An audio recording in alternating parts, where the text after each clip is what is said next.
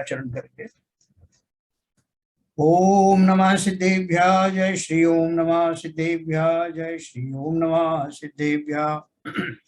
मंगलम भगवान वीरो मंगलम गौतमो गणी मंगलम कुंद कुंदाद्यो जैन धर्मोस्तु मंगलम सर्वमंगल मांगल्यम सर्व कल्याण कारकम प्रधानम सर्वधर्माणां जैनम जयतु शासनम जैनम जयतु शासनम जैनम जयतु शासनम। तो परमात्म प्रकाश नाम का जो प्रसिद्ध ग्रंथ है हमारा, उसका मूल ग्रंथ के रूप में अध्ययन चल रहा है, जिसे लिखा है योगेंद्र देव जी ने, और उसके साथ में एक सहकारी रूप से सम्यक दर्शन का स्वरूप समझने के लिए हम अन्य ग्रंथों से भी सम्यक दर्शन की परिभाषाएं जान रहे हैं। तो अब तक हमने जो 4 लक्षण सम्यक दर्शन के जो पढ़े थे, उनको अपन को मैं आज आपको फिर से उनके बारे में बताऊंगा, जिससे हमको वो कंठस्थ हो जाए कि वो 4 लक्षण क्या है। और बहुत सरल है वो, हम सब उनको भली भांति जानते हैं। देवशास्त्र गुरु का श्रद्धान, तत्वार्थ श्रद्धान, और आपका जो आपापर का श्रद्धान है, और एक और कौन सा बच गया? 4 हो गए ना, तत्वार्थ श्रद्धान, आपापर का श्रद्धान, आत्म श्रद्धान रह गया। तो आत्म श्रद्धान मतलब आपापर के बाद में फिर आत्मा में ही निवास करना है। तो ऐसे ये 4 लक्षण मैंने आपको बताए, और सब एकदम सिंपल हैं। ये चारों एक दूसरे से जुड़े हुए ही हैं, कनेक्टेड हैं। तो उसमें अपन ये देखेंगे कि वो चारों लक्षण में से प्रधान लक्षण कौन सा है, या अगर वो सब एक ही है तो हमारी सीक्वेंस क्या रहेगी, किस क्रम से हम उनका चिंतन करें। क्यों अभी बात आ गई है तत्व निर्णय की, तो तत्व निर्णय करने के लिए हमारे लिए एक मेड इजी, पहले मेड इजी चलती थी ना वो कुंजी जैसी, तो उसमें बता देगा अब मैं क्या करूं, सबसे सरल काम क्या है, तो वो भी बताया। और अब हमारे लिए मोक्ष मार्ग बहुत आसान हो गया। ये बात अलग है कि हम अपनी कितनी सामर्थ्य के साथ में उस रास्ते पर चलते हैं, लेकिन मार्ग तो जो है वो हमको सिंपलीफाइड फॉर्म में हमारे सामने आ चुका है। तो देखिए मैं आपको फिर से आज वो स्क्रीन शेयर करता हूं।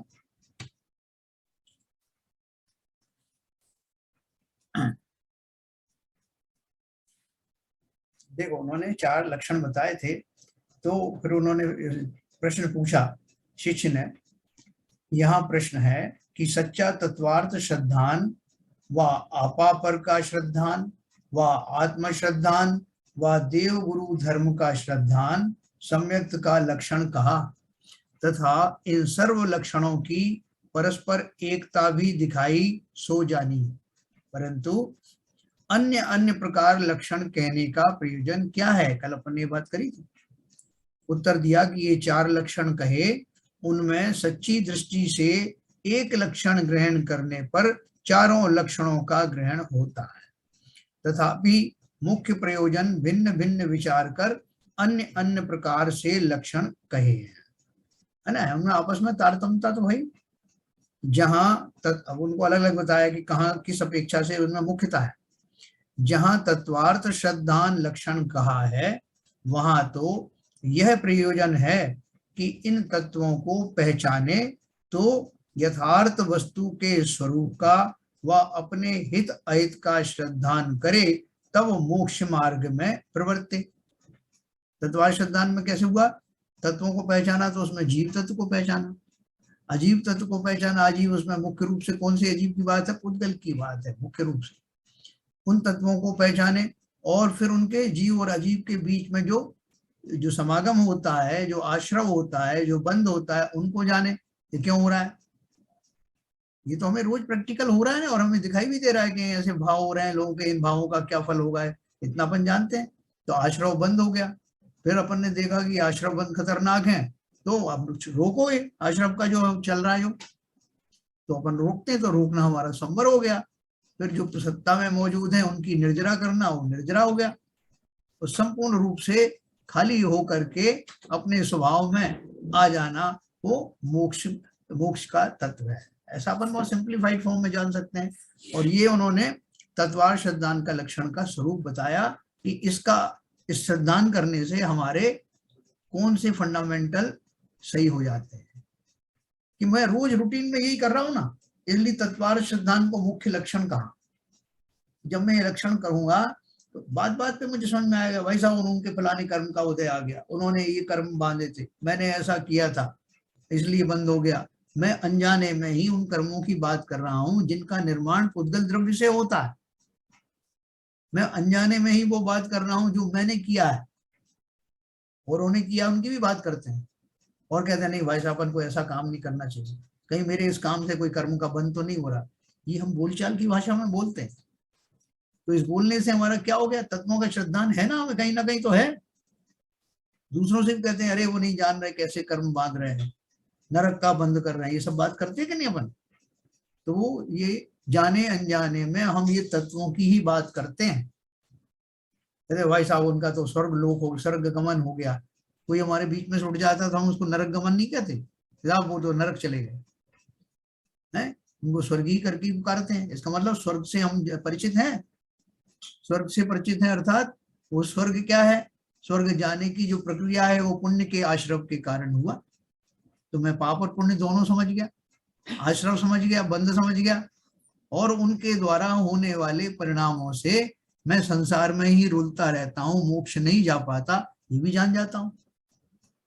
अनंतों को देख के मैं समझ में आ जाता है कि ये मोक्ष तत्व के पक्के खिलाड़ी हैं, ये वहां पहुंच चुके हैं। तो इसलिए मोक्ष तत्व का श्रद्धा, और मोक्ष ऐसा तत्व है जिसमें सर्व रूप से दुखों से मुक्ति और सुख की प्राप्ति होती है, ये अपन सब जानते हैं।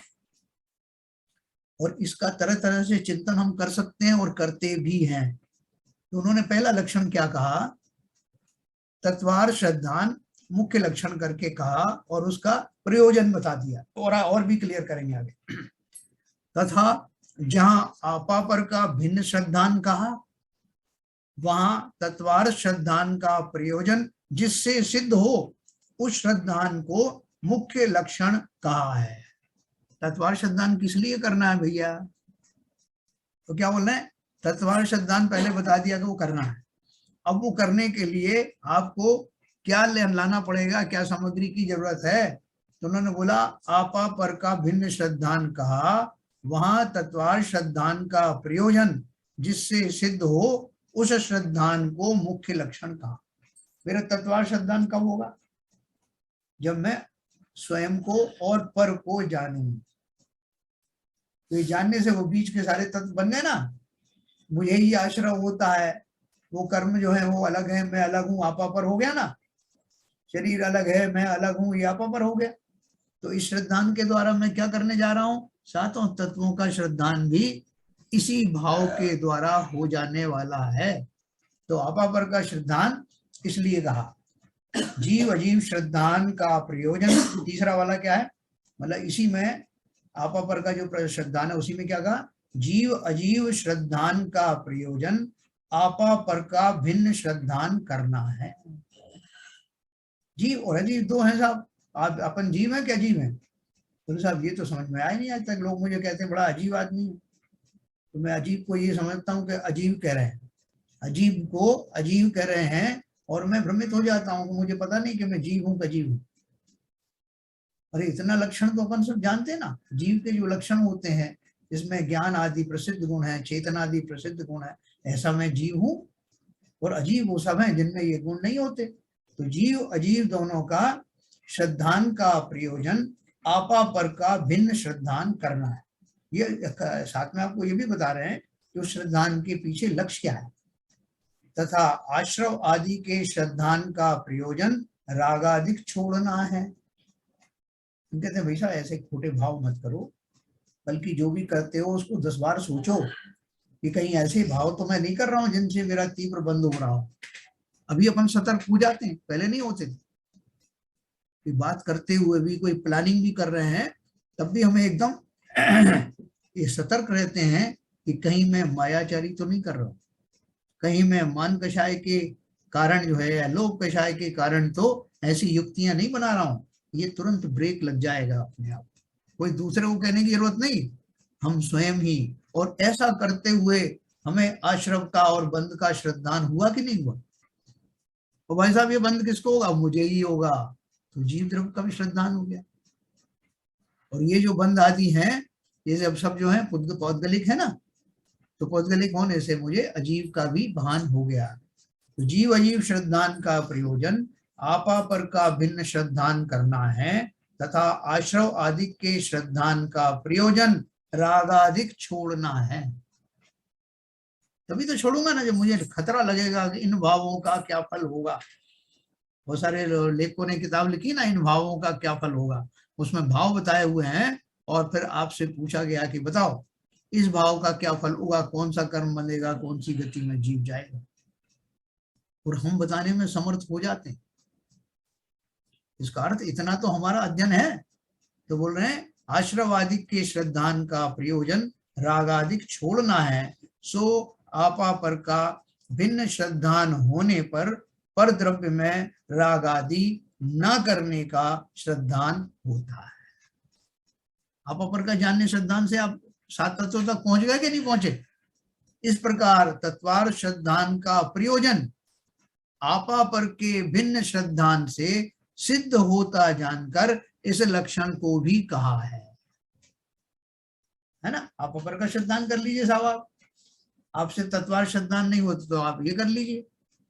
क्या अपन किसी को बोलते हैं देखो भाई साहब आपसे अगर भोजन नहीं किया जाता है कोई बात नहीं, आप एक काम करो, सवेरे सवेरे जो है वो कुछ जो है कुछ चीजों को जो है निपटा दिया करो, कुछ जो है वो फलाहार कर लिया करो, कुछ ये सब कर लिया करो। कह कहा करके हम क्या कहना चाहते हैं कि अपने उदर की पूर्ति कर लिया करो। तो घुमा फिरा के बात करते हैं, लेकिन बात वही पहुंचती है कि मुझे अपने शारीरिक बल को बढ़ाना, जब वो भोजन की बात कर रहे थे।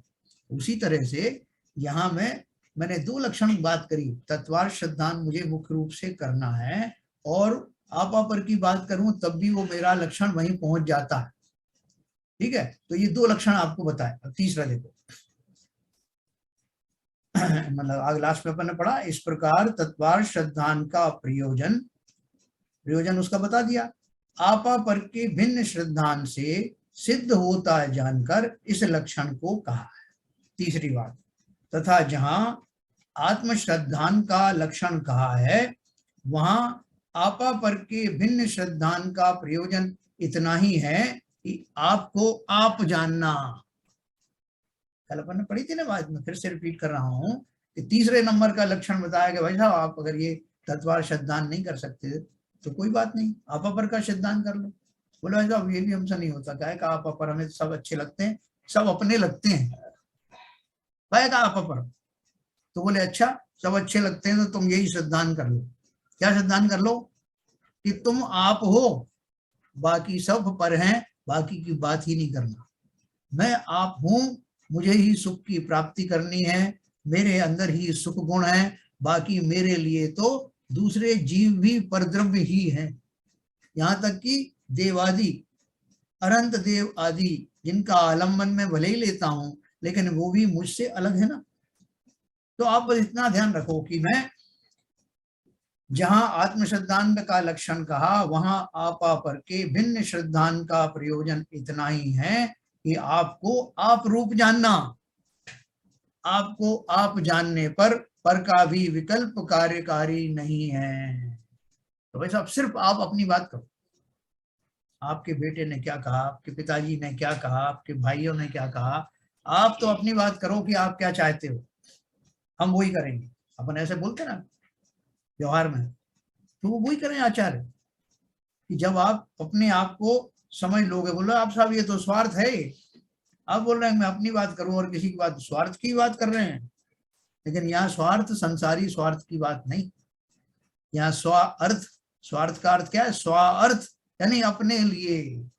मोक्ष जाऊंगा तो मैं ही जाऊंगा, है ना। आप अकेला अवतरे मरे अकेला होए, यूं कब हूं इस जीव का साथी सगा न कोई, है अपन जानते हैं ना इस बात को।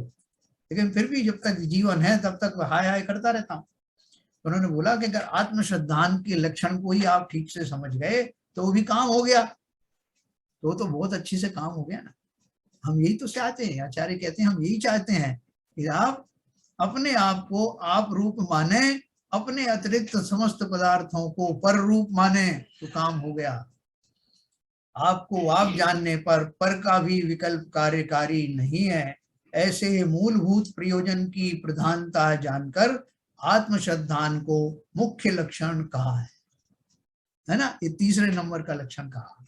अब चौथा, तथा जहां देव गुरु धर्म का श्रद्धान कहा है वहां बाह्य साधन की प्रधानता की है, क्योंकि अरहंत देवादिक का श्रद्धान सच्चे तत्वार्थ श्रद्धान का कारण है ना। अपन को सबसे पहले नंबर का क्या बता दिया, तत्वार्थ श्रद्धान, तत्वार्थ श्रद्धानम सम्यक दर्शनम। अब वो बोल रहे हैं जो बाकी के 3 लक्षण बता रहे हैं उनसे तत्वार्थ श्रद्धान की तरफ पहुंच रहे हैं। तो जो चीज, जो मार्ग मेरा उस तक जाता है, उस मार्ग को भी हम कारण में कार्य का उपचार करके वही कह देते हैं। जैसे कोई आदमी जो है भोपाल जा रहा है, तो वो सड़क पे चल रहा है, वो भोपाल की तरफ जा रहा है, और उससे क्या वो बोलते हैं कि भाई साहब कहाँ जा, क्या कर रहे हो, भोपाल जा रहा हूँ। तो वो मार्ग पे आपको भी अच्छा लग रहा है कि ये वहां जा रहा है, या वो समय शिखर जी जा रहा है मान लीजिए, तो कहाँ जा रहे हो, वही भाई साहब क्या कर रहे हो, समय शिखर जा रहा हूँ। उतने मात्र से हमें बड़ी श्रद्धा होती कि वो जो लक्ष्य है उसका, वो लक्ष्य जहाँ कनेक्टेड होता है उस मार्ग से भी मैं बहुत प्रभावित होता हूँ। इसलिए तत्वार्थ श्रद्धान मेरा लक्ष्य है। उस मार्ग तक जाने के लिए मुझे जिन देव गुरु धर्म का आलंबन लेना होता है उनको भी मैं सम्यक दर्शन व्यवहार रूप से कह देता हूं। देव गुरु शास्त्र का जिसने भली भांति श्रद्धान किया है उसको तत्वार्थ श्रद्धान अवश्य होता है।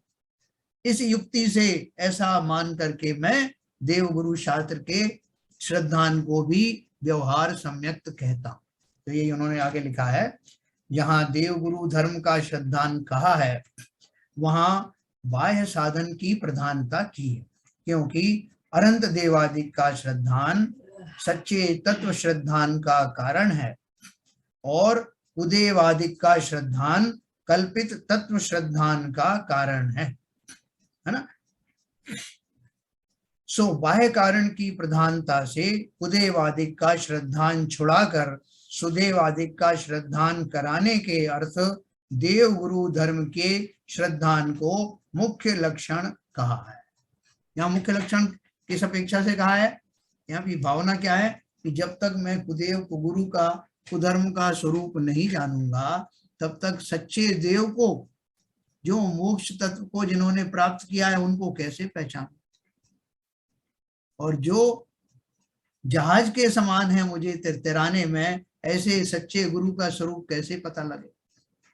और ऐसा धर्म जो वास्तव में दृढ़ पोत है, जो मुझे भव से तारने के लिए नाव के समान है, ऐसे धर्म का भी मैं स्वरूप नहीं समझ पाऊंगा। तो इसलिए क्या किया, चेकलिस्ट में जो ठीक नहीं है उसको छुड़ा दिया, तो क्या बचेगा, जो अच्छा है वो बचेगा। तो कुदेव कुधर्म कुगुरु का स्वरूप जानने के बाद जीव सुधर्म में स्थापित होगा, और वहां स्थापित होने के बाद जैसे मैंने आपको बताया, अब देव का स्वरूप जान लिया। कौन है देव, बोले सर्वज्ञ वीतरागी और हितोपदेशी है। तो वीतरागता किसे कहते हैं, रागों के अभाव को वीतरागता कहते हैं। राग कहाँ से आते हैं, आश्रव और बंध के कारण आते हैं। आश्रव और बंध किसको होता है, बोले जीव को होता है। तो इन सब से मुक्ति कौन पाता है, अरहंत देव पाते। तो हो गया ना, देवशास्त्र गुरु से चले थे देवशास्त्र गुरु का श्रद्धान करने, और प्राप्त कर लिया वो भूमिका जो उनके द्वारा प्राप्त की गई है। तो इसलिए उन्होंने बोला ये जो कारण है देव गुरु धर्म का, ये भले ही बाह्य साधन हो लेकिन हम पहुंचेंगे वहीं देव गुरु का सच्चा श्रद्धान करके। इसलिए बाह्य कारण की प्रधानता से कुदेवादिक का श्रद्धान छुड़ाकर सुदेवादिक का श्रद्धान कराने के अर्थ देव गुरु धर्म के श्रद्धान को मुख्य लक्षण कहा। इस प्रकार भिन्न भिन्न प्रयोजनों की मुख्यता से भिन्न भिन्न लक्षण कहे हैं। यहाँ प्रश्न है कि यह 4 लक्षण कहे, उसमें यह जीव किस लक्षण को अंगीकार करे। है शिष्य बड़ा ढीठ है, मानता ही नहीं। उसको इतनी बार समझा दिया कि तुम कहीं से भी चलोगे तब भी जो है वहीं पहुंचोगे, लेकिन वो तो कहता है आप तो मुझे ये बताओ कि ये आपने जो अलग अलग प्रयोजन से बताए, लेकिन हम कौन से वाले को अपना है? तो उन्होंने समाधान किया, मिथ्यात्व कर्म के उपशमादि होने पर विपरीत अभिनिवेश का अभाव होता है, वहां तो चारों लक्षण युगपत पाए जाते हैं। ये क्या कहा? मिथ्या कर्म के उपशमादि होने पर सम्यक दर्शन जो वास्तविक सम्यक दर्शन होता है, जिसमें औपशमिक सम्यक, छाया उपशमिक सम्यक और छायिक सम्यक, उपशमादि है ना, तो तीनों चीज आ गई। तो जब वो होता है तब तो हर हाल में उसको विपरीत अभिप्राय यानी जो खोटा अभिप्राय था यानी खोटी मान्यता थी उसका सर्वथा नाश हो जाता। तो सर्वथा नाश हो जाने पर ये चारों ही लक्षण उसके एक साथ पाए जाते हैं, क्योंकि ऐसा सम्यक दृष्टि जीव तत्वों का श्रद्धान भी उसको भली प्रकार होगा, आश्रवादी का भी भली प्रकार से समझ होगी, और जो आपा पर का श्रद्धान भी उसको होगा, मैं कौन हूं और बाकी पर कौन है, ठीक है। आत्मा का श्रद्धान भी उसे होगा और देव शास्त्र गुरु का भी श्रद्धान उसे अवश्य होगा, चारों एक साथ होंगे। तो ये तो हुई उस अवस्था की बात जब सम्यक दर्शन हो ही गया। तथा विचार अपेक्षा मुख्य रूप से तत्वार्थों का विचार करता है। कौन करता है? सम्यक दृष्टि करता है। तो हमारी तो बता नहीं रहे, आप सम्यक दृष्टि की बात कर रहे हो, आपकी बताइए, अपनी सबकी भी बात करें। तो मिथ्यात्व के उपशमादि होने पर विपरीत अभिनिवेश यानी विपरीत अभिप्राय का अभाव होता है, वहां चारों लक्षण युगपत पाए जाते हैं एक साथ। तथा विचार अपेक्षा मुख्य रूप से तत्वार्थों का विचार करता है, या आपा पर का भेद विज्ञान करता है, या आत्मस्वरूप ही का स्मरण करता है, या देवादिक का स्वरूप विचारता है। इस प्रकार ज्ञान में तो नाना प्रकार विचार होते हैं, परंतु श्रद्धान में सर्वत्र परस्पर सापेक्षपना पाया जाता है। तत्व विचार करता है तो भेद विज्ञान के अभिप्राय सहित करता है। सापेक्षपना में आप समझना कैसे रिलेटेड चीजें करता है। तत्व विचार करता है तो भेद विज्ञान के अभिप्राय सहित करता है। तत्व विचार में भी यही है उसका, मैं जीव हूं अजीब नहीं, मैं जीव हूं मैं आश्रम नहीं, मैं जीव हूं मैं बंद नहीं, मैं जीव हूं मैं संवर नहीं, मैं जीव हूं मैं निर्जरा नहीं, मैं जीव हूं मैं मोक्ष भी नहीं। मैं स्वयं मोक्ष नहीं हूं। मोक्ष तो उस अवस्था का नाम है जिसमें जीव अपने पूर्ण जो अपने स्वाभाविक गुण हैं उनमें प्रविष्ट होता है। इसलिए इन 7 तत्वों में मैं तो मैं ही हूं, बाकी सब पर हैं। तो तत्व विचार करता है तो भेद विज्ञान के अभिप्राय सहित करता है, और भेद विज्ञान करता है तो तत्व विचार आदि के अभिप्राय सहित करता है। जब मैं और पर में करूंगा तो ये पर सारे आ जाएंगे कि नहीं, या मुझ में और तत्वों के विचार करूंगा तो मैं और पर अलग हो जाएंगे कि नहीं, तो दोनों में एक ही बात है। इसी प्रकार अन्यत्र भी परस्पर सापेक्षपना है, इसलिए सम्यक दृष्टि के श्रद्धान में तो चारों ही लक्षणों का अंगीकार है। सम्यक दृष्टि होने के बाद तो उसके ऐसे चिंतन चलेगा बदल बदल के, लेकिन हमारा भी बदल बदल के चलता रहता है, हमारी पकड़ में नहीं आता। जैसे मैंने आपको बताया शुरू में, हमारी अपनी भूमिकाओं में हम भी ये बदल बदल करके चिंतन करते हैं जब कोई घटनाएं घटित होती हैं। तो आगे देखो उन्होंने और दिया इसके बारे में, तथा जिसके मिथ्यात्व का उदय है, अभी हमारी बात, तथा जिसके मिथ्यात्व का उदय है उसके विपरीत अभिनिवेश पाया जाता है। मेरा अभिप्राय जो है झूठा है ना, मुझे मोक्ष प्राप्त करने का भी सच्चा लक्ष्य थोड़ा है। मुझे तो आज आप सारी सुविधाएं दे दो, जो कमी हो जाती है तो काय का मोक्ष, मोक्ष किसे जाना। तो बोले साहब क्यों इतनी कवायद कर रहे हो, आप रोज मंदिर जाते हो, रोज पूजन करते हो, अभिषेक करते हो, ये सब क्या क्यों कर रहे हो। बोले आप समझते नहीं हो, इसमें थोड़ा सा रहस्य है कि जो जो मेरे को थोड़ी तकलीफें आ जाती हैं बीच बीच में, कभी धन की कमी हो जाती है, तो मुझे मालूम पड़ा है कि वीतरागी हैं, कुछ देते नहीं, ये सब भी कहने की बात है, वास्तव में तो इनसे ही बहुत कुछ मिल जाता है। तो बोले मैं इसी के लिए कर रहा हूँ, बाकी मोक्ष किसने देखा। तो फिर भी, लेकिन आप किसी से कहना मत कि मैं ऐसा कह रहा था। सबके सामने तो मैं यही कहता हूँ कि मुझे भी मोक्ष जाना है, और आप भी ऐसे ही कहना। तो बोल रहे हैं कि ऐसा विपरीत अभिनिवेश हम सबके पाया जाता है। जिसके मिथ्यात्व का उदय है उसके विपरीत अभिनिवेश पाया जाता है। उसके ये लक्षण आभास मात्र होते हैं, सच्चे नहीं होते। जिन मत के जीवादिक तत्वों को मानता है, अन्य को नहीं मानता, उनके नाम भेदादिक को सीखता है, ऐसा तत्व श्रद्धांत तो होता है, परंतु उनके यथार्थ भाव का श्रद्धान नहीं होता। तथा आपा पर के भिन्न पने की बात करे, चिंतवन करे, परंतु जैसे पर्याय में अहम बुद्धि है और वस्त्रादिक में पर बुद्धि है, वैसे आत्मा में अहम बुद्धि और शरीर आदि में पर बुद्धि नहीं होती। क्या मैंने कल भी इसको अपन ने चर्चा की थी ना, कि जैसे अभी हम मानते हैं, कैसे मानते हैं कि मैं कपड़े पहनता हूं, तो भाई साहब ये कपड़े आपके फट गए, तो पुराने हो गए, तो कोई बात नहीं, नए ले लेंगे, नए पहन लेंगे।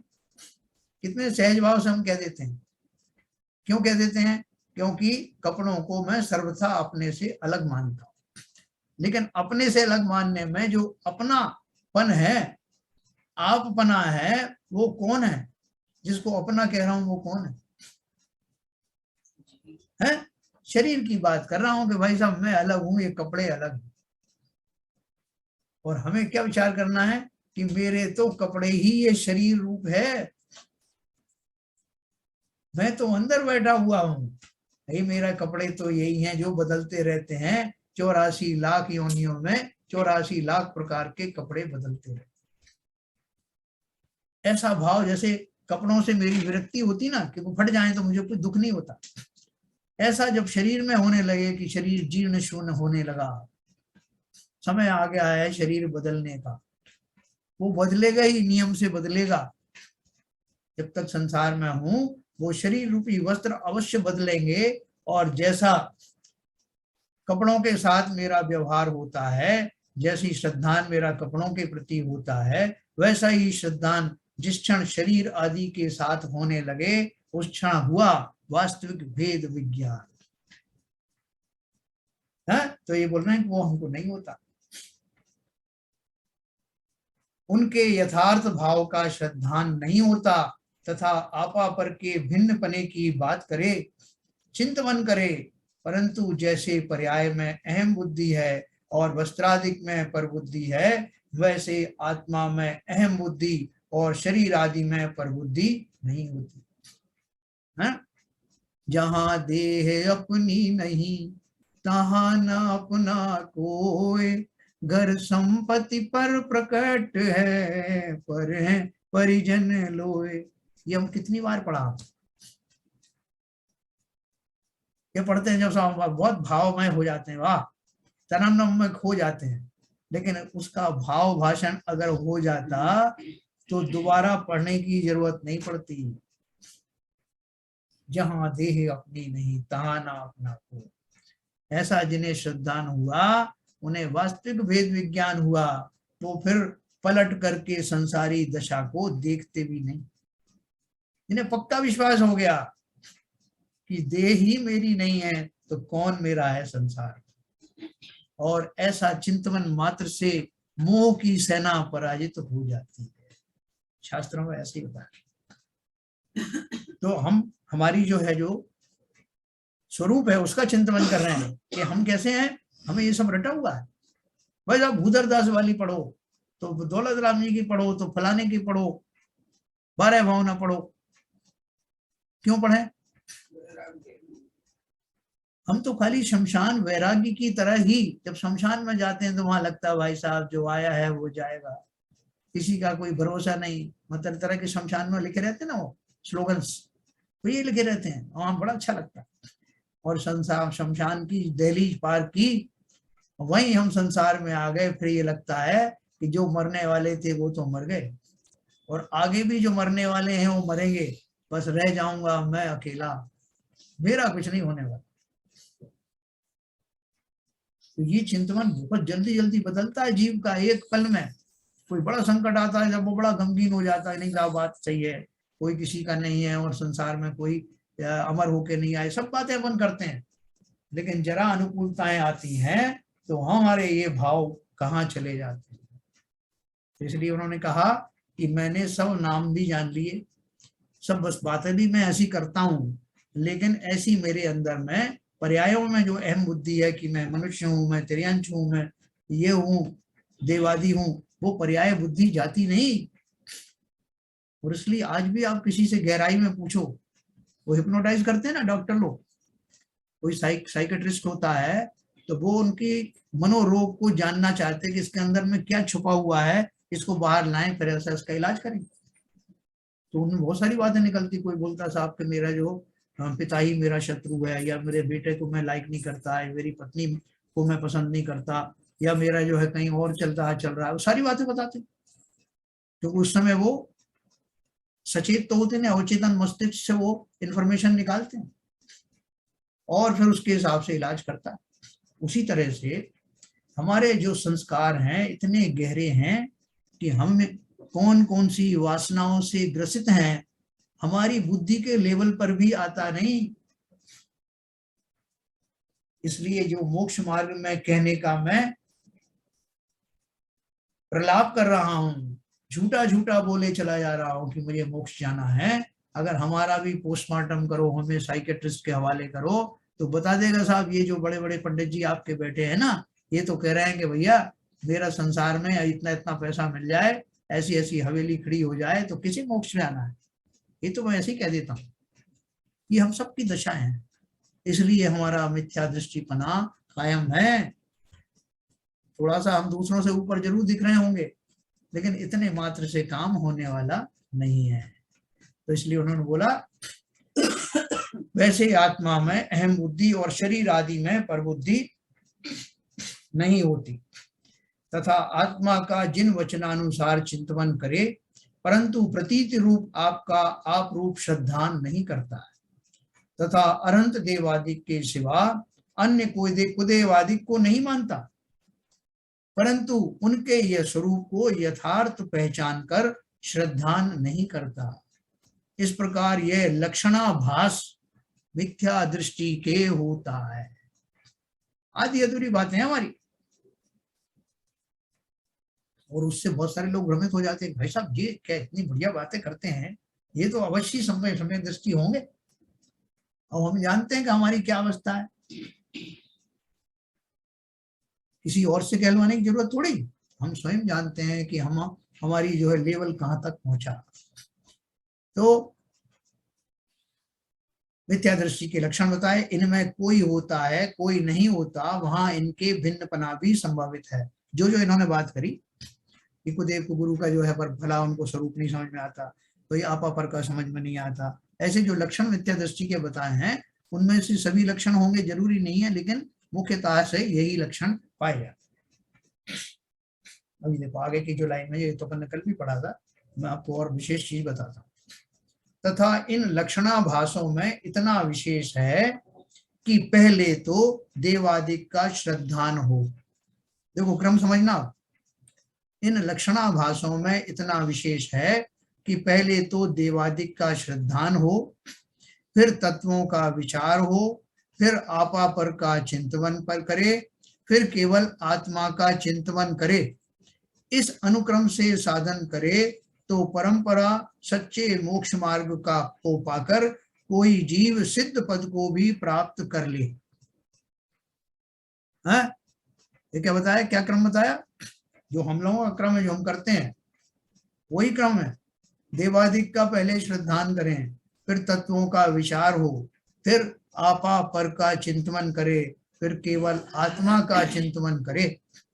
इस अनुक्रम से साधन करे तो परंपरा सच्चे मोक्ष मार्ग को पाकर कोई जीव सिद्ध पद को भी प्राप्त कर ले, तथा इस अनुक्रम का उल्लंघन को करके जिसके देवादिक की मान्यता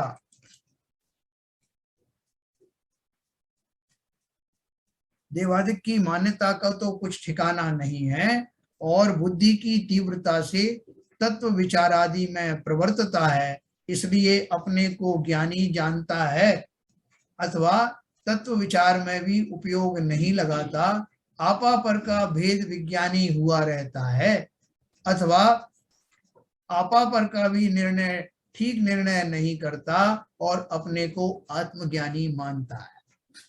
सो यह सब चतुराई की बातें हैं, मानादिक कषाय के साधन हैं, कुछ भी कार्यकारी नहीं है। इसलिए जो जीव अपना भला करना चाहे, उसे जब तक सच्चे सम्यक दर्शन की प्राप्ति ना हो, तब तक इनको भी अनुक्रम ही से अंगीकार करना। तो अभी उसका अनुक्रम बताएंगे, ठीक है, कि आपको जो ऊपर बताया उसको किस तरह से करना है ये भी बताएंगे। तो बोल रहे हैं कि जब तक ये अनुक्रम नहीं आता तब तक क्या है कि जैसे बुद्धिजीवी हैं, इंजीनियर हैं, वकील हैं, डॉक्टर हैं, वो इस उसमें आ गए तो वो क्या करते हैं, उनको देवशास्त्र के बारे में ज्यादा पता नहीं, तो वो क्या करते हैं, उस क्रम को लांग करके और वो सीधे पहुंच गए तत्वों के बारे में। तो भाई साहब मैं आपको बताता हूँ आश्रम के कितने प्रकार होते हैं, बंध के कितने प्रकार होते हैं, बंध किन कारणों से होता है, बंध के कितने भेद होते हैं, 10 करण क्या होते हैं, वो सब पारंगत उसमें, और वो दूसरों को भी बताएंगे। और ऐसा करते करते उनको स्वयं ही अपनी चतुराई पर घमंड हो जाएगा, फिर वो उसमें ही उलझ जाएंगे कि भाई साहब मैं वहां गया था प्रवचन करने, तो वहां मैंने बताया आश्रम के बारे में, अरे साहब लोग जो है एकदम पिन ड्रॉप साइलेंस हो गया, लोगों ने क्या समझा है, अभी मुझे वहां बुलाया, अभी मैं अमेरिका जा रहा हूँ, तो उन्होंने क्या बोला, इस अनुक्रम का उल्लंघन करके जिसके देवादिक की मान्यता का तो कुछ ठिकाना नहीं है और बुद्धि की तीव्रता से तत्व विचार आदि में प्रवृत्तता है, इसलिए अपने को ज्ञानी जानता तथा अथवा तत्व विचार में भी उपयोग नहीं लगाता, आपा पर का भी विज्ञानी हुआ करता अथवा आपा पर का भी ठीक निर्णय नहीं करता और अपने को आत्मज्ञानी मानता। आपको ऐसे बहुत सारे लोग मिल जाएंगे जो इन सब की बातों की बात नहीं करेंगे, सीधा मैं भाई साहब पढ़ा आपने, अपन मैं तो ज्ञानानंद स्वभावी हूँ। तो बोले साहब स्वभावी तो हैं, आप अभी मोक्ष जाने वाले हैं क्या, आपको ऐसा लगने लगा? बोले बिल्कुल, अरे हम तो अभी मोक्ष में ही हैं। मतलब मोक्ष में ही मतलब? बोले आप समझे नहीं, हम सुपर प्रकाशक हैं, आज भी हैं, अभी भी हैं। तो पढ़ते पढ़ते इतने भ्रम में है कि अपनी अशुद्ध पर्याय का उल्लंघन करके अभी भी भगवान स्वरूप ही अपने को मानते हैं। वो ये भूल जाते हैं कि ये शक्ति अपेक्षा से है, व्यक्ति अपेक्षा से। जब भी वो उनसे आप चर्चा करोगे वो उसी भाव में करेंगे कि जैसे वो जानते हैं कि वो भगवान है। ऐसे बहुत मिलेंगे आप। इसलिए उन्होंने क्या बोला, सो सब चतुराई की बातें हैं, मानादिक कषाय के साधन हैं, कुछ भी कार्यकारी नहीं है। इसलिए जो जीव अपना भला करना चाहे, उसे जब तक सच्चे सम्यक दर्शन की प्राप्ति ना हो, तब तक इनको भी अनुक्रम ही से अंगीकार करना। कौन से इन सबको? मतलब ये चारों बातों वही कहते हैं। पहले तो आज्ञादि से व किसी परीक्षा से कुदेवादिक की मान्यता छोड़कर अरहंत देवादिक का श्रद्धान करना, क्योंकि यह श्रद्धान होने पर ग्रहित मिथ्यात्व का तो अभाव होता है तथा मोक्ष मार्ग के विघ्न करने वाले कुदेवादिक का निमित्त दूर होता है। कैसे दूर होता है? जैसे मैं पहले ये माना करता था कि मैं अगर वो फला फला देवी को या माता को मानता हूँ या फला फलाने चीज जो उसको कुदेव को मानता हूँ, तो मेरे सारे कार्य भली भांति होते हैं, ऐसा मैं मानता था और बहुत समय तक ऐसा चलता रहा। लेकिन एक बार ऐसा हुआ कि मेरे शरीर में बड़े रोग आदि हो गए या कोई संकट खड़ा हो गया। मैं गया अपनी कुलदेवी के पास, मैं गया अपने उन देवों के, कुदेव जिन्हें कहते हैं, और बहुत मैंने उनको प्रार्थना करी, सब कुछ करी कि मेरा ये उपसर टाल दो, टला नहीं। तो फिर मैंने दूसरे का सहारा लिया, मैं चादर भी चढ़ाने गया एक दो जगह, तो एक बार काम बन गया। तो मुझे लगा कि चादर चढ़ाना ज्यादा अच्छा, तब से मैं चादर चढ़ाता जा रहा हूँ।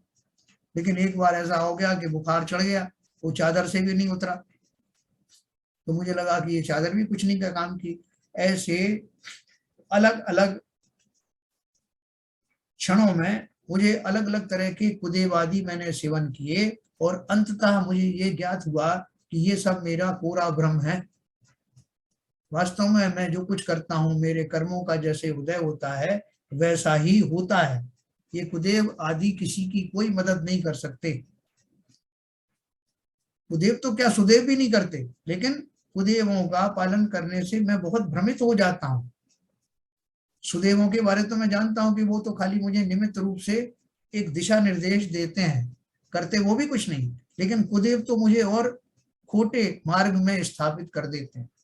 ऐसा जब मुझे श्रद्धान हो गया कुदेवों के प्रति कि कोई मुझे ये देते नहीं है, इनसे मुझे कुछ लाभ नहीं है, बल्कि उल्टा ही मेरा संसार बढ़ता जाता है, तो मेरे गृहीत मिथ्यात्व का त्याग हो जाता है। और जहां गृहीत मिथ्यात्व का त्याग हुआ वहां सच्चे देवशाद गुरु का श्रद्धान हुआ ना, और वही मुझे करना। तो इसलिए उन्होंने कहा पहले आज्ञा से कुदेवादिक की या किसी परीक्षा से कुदेवादिक की मान्यता छोड़कर अरहंत देवादिक का श्रद्धान करना।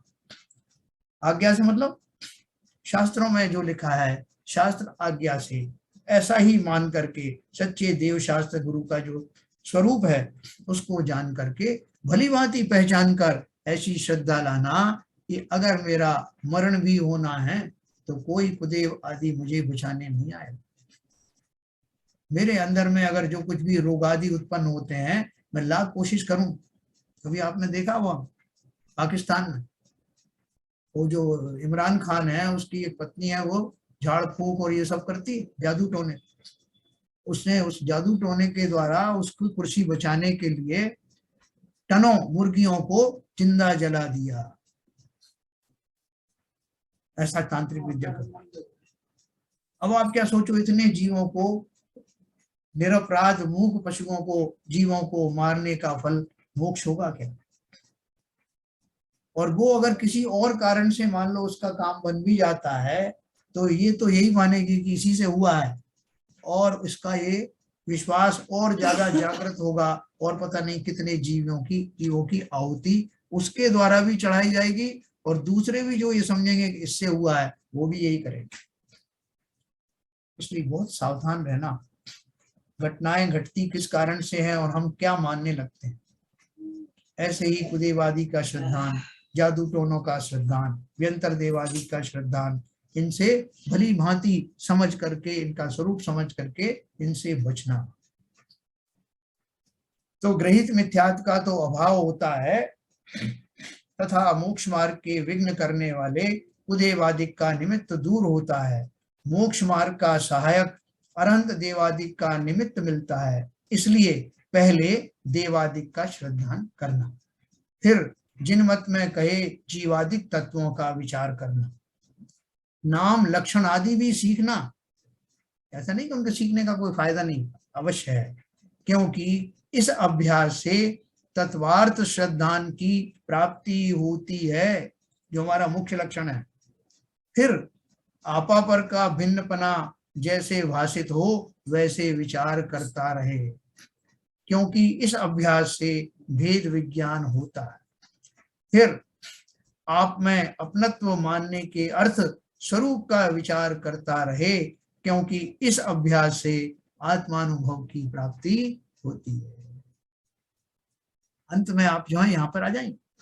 इसलिए साधर्मी भाइयों के साथ बैठ करके ये चर्चाएं करना, क्योंकि उन्हें इसका मर्म पता है। हम सब मिलकर के जब चर्चा करते हैं तो हमारी गाड़ी पटरी से डिरेल नहीं होती, हम इसी में चर्चा करेंगे। सामान्य रूप से भी जब हम कहीं व्यवहार में कहीं बैठे हों, शादी में, ब्याह में, उत्सव में, तो अपना में अपने ऐसे अपनी फ्रीक्वेंसी वाले जीवों के साथ बैठ करके यही चर्चा करना, तो वो शादी भी वैराग्य को देने वाली बन जाएगी। चले तो गए हम सोशल ऑब्लिगेशन के लिए गए साहब, लेकिन मुझे कोई रोक सकता है क्या? वहां भी मैं उन संयोगों वियोगों में आपा पर की तलाश करूं, तत्वार श्रद्धान की तलाश करूं, जहां जहां ऐसे मौके हों, अच्छे मौके हों, मंगलमय, जिसे मैं शादी ब्याह कहता हूं, या मंदिर आदि के मंगलमय हों, या दुख आदि के कारण हो, किसी का विछोह हो गया, किसी मैयत में हम गए, वहां भी ये सब मौके हैं, अवसर हैं। साधर्मी भाइयों को इसलिए साधर्मी कहा कि वो भी उसी फ्रीक्वेंसी पर चल रहे। तो ये सीक्वेंस बताइए, इस रट लेना इस सीक्वेंस को। सबसे पहले देवादिक का श्रद्धान करना, नाम लक्षण आदि सब जीवादिक तत्वों के सीखना, और फिर उसके बाद में आपा पर का भिन्नपना, मैं अलग ये अलग, और उसके बाद मैं जब मैंने स्थापित कर लिया कि सबके अतिरिक्त मैं ही मैं हूं, तो उस मैं पने का चिंतन करना। मैं आत्मद्रव्य हूँ, अनोखा द्रव्य हूँ, किसी से लगा नहीं हूँ, किसी पर निर्भर नहीं हूँ, ऐसा अनोखा और एकमात्र मैं एक अकेला ही आया हूँ, अकेला ही जाऊंगा, ये पक्का विश्वास रखना और इसी विश्वास के सहारे आगे बढ़ना। ये 4 बात है। हमें लास्ट में एक सेंटेंस और पढ़ूंगा, फिर अपन थोड़ा सा चर्चा करेंगे, 5 मिनट है। इस प्रकार अनुक्रम से इनको अंगीकार करके फिर इन्हीं में कभी देवादिक के विचार में, कभी तत्व विचार में, कभी आपापर के विचार में, कभी आत्म विचार में उपयोग लगाएं। ऐसे अभ्यास से दर्शन मोह मंद होता जाए, तब कदाचित सच्चे सम्यक दर्शन की प्राप्ति होती है। परंतु ऐसा नियम तो है नहीं, किसी जीव के कोई प्रबल विपरीत कारण बीच में हो जाए तो सम्यक दर्शन की प्राप्ति नहीं होती। परंतु मुख्य रूप से बहुत जीवों के तो इस अनुक्रम से कार्य सिद्धि अवश्य होती है। इसलिए इनको इस प्रकार अंगीकार करना। और एक उदाहरण दिया उन्होंने, जैसे पुत्र का अर्थी, अर्थी मतलब जैसे पुत्र चाहिए, पुत्र का अर्थी विवाहादि कारणों को मिलाए। पुत्र चाहिए तो पहले विवाह वगैरह करेगा ना, पश्चात बहुत पुरुषों के तो पुत्र की प्राप्ति होती ही है, किसी के ना हो तो ना हो। ज्यादातर लोगों से पुत्र चाहिए तो विवाह करेगा ना, और विवाह करने के बाद भी किसी किसी को नहीं होता तो अलग बात है, लेकिन बाई एंड लार्ज तो वही लक्षण है ना, किसी को हो या ना हो उसे तो उपाय करना। उसी प्रकार सम्यक्त्व का अर्थी इन कारणों को मिलाए, जो बताए ना, जैसे सम्यक दर्शन धारण करना है, ये चारों लक्षणों की का मेल करने का प्रयास करे। पश्चात बहुत जीवों के तो सम्यक की प्राप्ति होती ही है, किसी के ना हो तो ना भी हो, परंतु इसे तो अपने से बने वह उपाय करना। इस प्रकार सम्यक्त का लक्षण निर्देश किया। ठीक है, अभी अपन चर्चा करते हैं।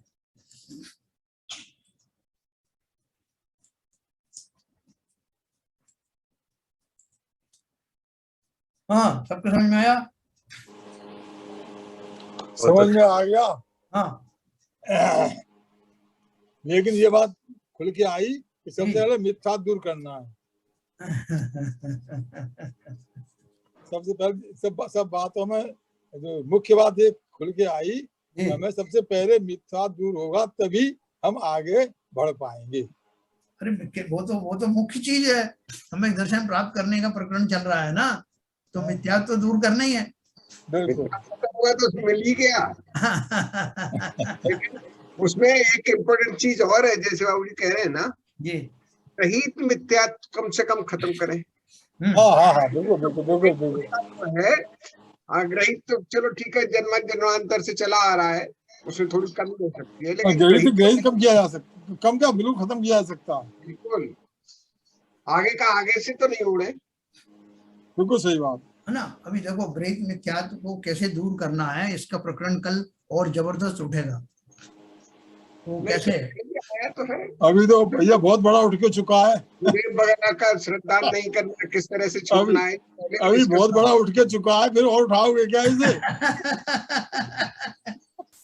नहीं सर, कोई व्यक्तिगत बात नहीं है ये तो नहीं, ये बात तो वास्तविकता यही है। ग्रहित मिथ्यात्व के विषय में जितनी अच्छी तरह से धारणा बन जाए, जैसे बन जाए वैसे ही हमें उसी हिसाब से चलना चाहिए। तो देखो, ये क्रम जो अपन ने बताया, अपन ने मुख्य रूप से अपन ने 4 क्रम की बात करी इनमें से, है, और ले दे करके वही बात अपन भी जानते हैं कि पहले तो आज्ञा सम्यक का जो बताया गया है कि किसी तरह से देवादिक का स्वरूप जानना, और उसके बाद तत्वों का श्रद्धान करना, फिर आपा पर का श्रद्धान करना, और फिर आप ही का श्रद्धान करना, आत्मा का श्रद्धान करना। ये जो आज्ञा से सम्यक मानते हैं कैसे? आज्ञा से सम्यक का अर्थ ये है कि उसमें आज्ञा निमित्त बनती है। किसकी आज्ञा? आज्ञा जिनेंद्र देव की आज्ञा। जिन देवते हैं नहीं, आज्ञा कौन दे रहा है? जिन आगम में लिखा है ना, जिनवाणी में तो लिखा है। अब वो आपके पास साक्षात तो आएंगे नहीं आकर के। इसका मतलब है देवसात गुरु का सिद्धांत ही आज्ञा से होता है। देवसात गुरु का सिद्धांत करना ही आज्ञा से समीकत माना जाएगा। देखो अभी अपन सर्वज्ञ को मानते हैं ना, अपन ये मानते हैं कि जिनेंद्र देव नाम की कोई चीज है, अभी दिखाई तो देती है। अपन ये भी मानते हैं कि वो सर्वज्ञ है और उनकी वाणी जो है वो 100% सत्य है ना। ये श्रद्धान हमको है ना। इस श्रद्धान के बिना तो समय तो जैन धर्म खड़ा ही नहीं होगा कहीं। सही बात। हमारा बेसिक तो संकल्पन यही है कि जिनेंद्र देव ने ये सब जाना है 7 तत्वों के बारे में। ये जो आत्मा है, जीव का जो स्वरूप है, वो किसने हमें बताया? सर्वज्ञ ने बताया, अरहंत आदि ने बताया। तो उस पर जो हमने श्रद्धा की है वो ही आज्ञा है। हम बहुत सारी चीजों को उसी तरह मानते हैं। साहब सर्वज्ञ ने देखा है, केवली ने देखा है, ऐसा ही है। बोलिए। देखिए चारों चीजें आपने बताई, उससे पहले सबसे पीछे पहली चीज बताई 328 पेज पे। पहले तो आज्ञावाद से वह किसी परीक्षा से खुदेवाद की मान्यता छोड़कर और ग्रहित मिथ्यात्व का अभाव करना पहले बहुत जरूरी है। बिल्कुल बिल्कुल। सबसे पहले जो आरपी जैन साहब ने भी कहा ना, बाबू का ग्रहित मिथ्या से पीछा छुड़ाना है। खुदेवाद में जो श्रद्धान होता है उसको दूर करना है। धीरे धीरे अपने आप देवसात गुरु के श्रद्धान की तरफ बढ़ेंगे। बिल्कुल सही है। और देवसात गुरु के श्रद्धान की तरफ बढ़ेंगे तो जो आज्ञा है जिनागम में, तो उन्हीं के निर्देश हैं, उनमें सच्चा श्रद्धान करना पड़ेगा कि जो उन्होंने कहा है वो ही पत्थर की लकीर है, जो मैं समझाऊं। अब ठीक समझ रहे हो। देखो कोई बोलता है कि साहब मेरे को तो एक ही काम करना है। बोले किसी को बोला कि आपको प्रकाशित करना है कमरे को। बोले साहब प्रकाशित तो मैं नहीं करता हूँ, मैं इतना जरूर करूंगा कि अंधेरा दूर कर देता हूँ। बोले अच्छा आप इतना ही कर दो। तो अंधेरा दूर करेगा तो प्रकाश आएगा कि नहीं आएगा? आएगा ही आएगा। ऐसे ही खुदेवादी का जो श्रद्धान है वो मेरे लिए अंधकार की तरह है। यस। जैसे ही वो हटेगा तो प्रकाशित तो हुआ मिलेगा ही मिलेगा ना। कार्य कारण का संबंध हो जाएगा ना। तो आज्ञा मान करके, जैसे वो उसने आज्ञा मानी थी ना अंजन चोर ने, आणम साणम कछु न जानम सेठ वचन उच्चारण, वो आज्ञा ही तो थी। वो जो उन्होंने श्रद्धान था कि जो सेठ ने कहा अवश्य ही सही कहा होगा, सही सत मार्ग पर ले जाने वाला होगा। मैं उन शब्दों को नहीं जानता, लेकिन मैं ये कहता हूं कि मैं भी उन्हीं भावों का आश्रय लेता हूं और उन्हीं भावों सहित इस रस्सी को काटता हूं। है हमारे अंदर ऐसा श्रद्धा। अपन कहते कहानी सुना दे साहब, वो फलाने ने नमोकार मंत्र पढ़ा तो पानी ऊपर आ गया कुएं में और सबकी प्यास बुझ गई। तो हम बड़े चटकारे लेके तो खबरें सुनाते हैं, लेकिन ऐसा श्रद्धान हम क्यों नहीं ला पाते? ऐसा श्रद्धान अगर मोक्ष मार्ग में प्रकट हो जाए तो सीधा सीधा कल्याण हो जाए। कौन रोकने वाला? श्रद्धान को लाने में वही मोक्ष, वही जो मेरा जो आज्ञा है ना जिनेंद्र देव की, वो आज्ञा ही उसमें कार्यकारी है। अच्छा मैं बताऊं आपको, दैनिक जीवन में कई मामले ऐसे आते हैं, सिद्धांत बनता है और काम होते हैं जी, कई आते हैं, हमारे जीवन में आए हैं बहुत, लेकिन सिद्धांत ठहर नहीं पा रहा है। क्योंकि सिद्धांत तो बनता है और बनता है तो उसका जो प्रतिफल है, प्रतिफल कहिए या उसका जो, जैसा आपके ना अंजन चोर ने सिद्धांत करके रस्सी काट दी, ऐसी कई जीवन में, दैनिक जीवन में हम लोग चल रहे हैं जिनको सिद्धांत बनता है और कहीं बिगड़ता है। अब इस तरह ठहराव नहीं है हमारे जीवन में। जहाँ ठहराव हो जाएगा तो काम बन जाएगा। देखो इसमें एक बात और बताऊंगा जो आपने अभी कहा। नहीं तो सर, ये गृहस्थी में रहकर राग कैसे छूटे ये बता। यही नहीं छूट पा रहा, कैसे छोड़ूंगी? समझ में तो है थोड़ा। मैं आपकी बात बताता हूँ। देखो पहले ये बाबूजी ने जो बात करी ना कि हम कई बार श्रद्धान हम करते हैं, हमारा कई बार काम भी हो जाता है। हमारा श्रद्धान पता है कैसा होता है? हम श्रद्धान करते हैं साहब मैंने फलाने संकट में नमोकार मंत्र पढ़ा था तो मेरा काम हो गया। और उसमें हम क्या मानते हैं कि जब मैं नमोकार मंत्र पढ़ रहा था तो कोई ना कोई शक्ति ऐसी थी, शायद या तो व्यंतर देव होंगे या कोई होंगे, उन्होंने आकर के ये देखा कि ये आदमी नमोकार मंत्र पढ़ रहा है, मेरा काम कर दिया उन्होंने। तो ये बात तो मेरे साथ भी हुई, बहुत सच्ची है। नहीं सुनो, सच्ची नहीं है ये, जो है हमारे श्रद्धान में खाली हम तो जैसे बाकी के और वैष्णववादी मानते हैं ऐसे ही श्रद्धान हमारा हुआ। उनके महादेव जी करते हैं, किसी का अल्लाह ताला करते हैं, हमारे इन्होंने कर दिया। ऐसा उसी जाति का श्रद्धान ये हुआ। लेकिन वास्तविक श्रद्धान क्या होगा? अभी अपन जो बात पढ़ रहे हैं ना, तत्वार्थ श्रद्धान, अर्थात मेरे इन भाव को उसको समझना। मैंने नमोकार मंत्र पढ़ा श्रद्धा पूर्वक, पंच परमेष्टि का श्रद्धान किया।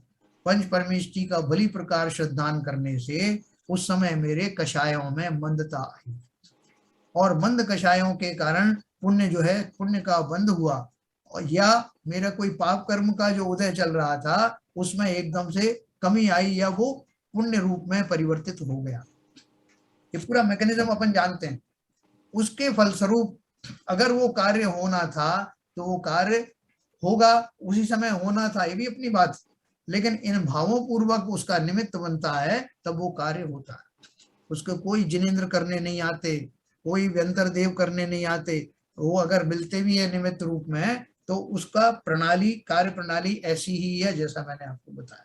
नहीं, निमित्त कुछ ही बनते हो भाई साहब। जैसे आपने दो उदाहरण बताए ना, अभी पानी निकल आया या अंजन चोर ने वो काट दी, तो ये जो दो चीजें आपने बताई उसका संदर्भ लगा करके मैंने ये बताई।